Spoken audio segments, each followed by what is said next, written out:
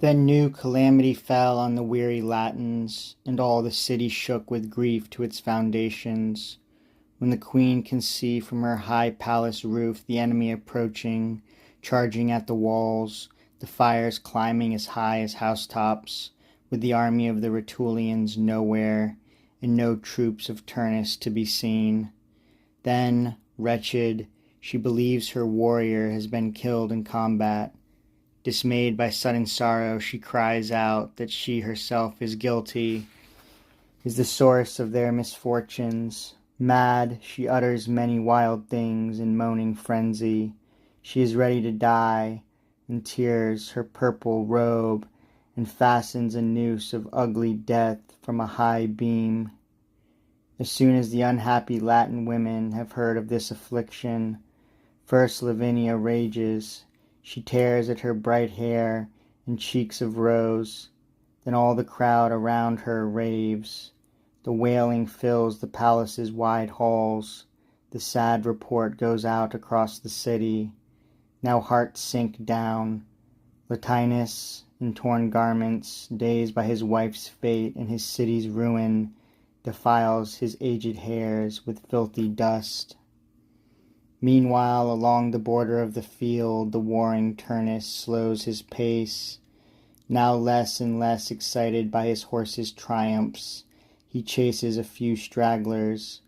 But the wind brought him the capital's confusing clamor. The joyless murmur struck his straining ears. In that far sound were mingled his blind fears. What sorrow so disturbs our walls? What is this roar that races from the distant city? This said, he grabs the reins and frantic halts. But in Metiscus' shape, his sister, who had guided chariot, reins, and horses, cries, "Here, Turnus, let us hunt the sons of Troy. Here victory first showed the way to us. The others can defend our home. Aeneas attacks the Latins, joining battle. Let us, too, send cruel death to Teucrians. When you are done, your score of killings and your glory will match his."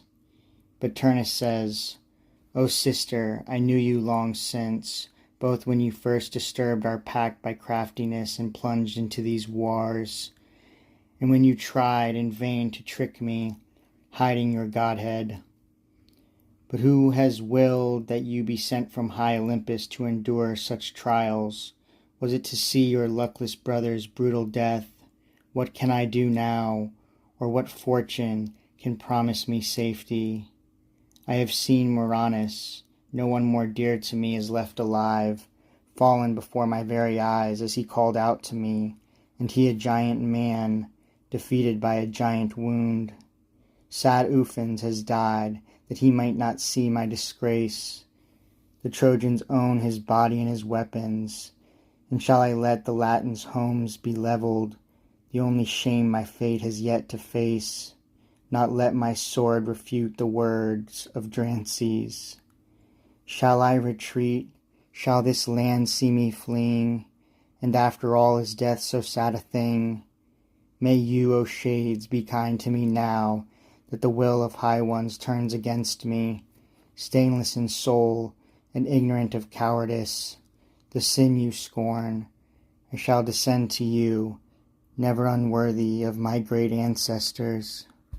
As Turnus finished, Sacus rushes up, a Latin riding on a foaming horse and flying through the ranks of enemies. His face had been struck head-on by an arrow. He calls for Turnus, calls his name. "O Turnus, our final safety is in you. Take pity upon your comrades, for Aeneas thunders in arms, and now he threatens to cast down the tallest towers of Italy, giving them to ruin. Firebrands fly to the roofs. The Latins call on you, they turn their eyes to you, for even King Latinus mutters in doubt.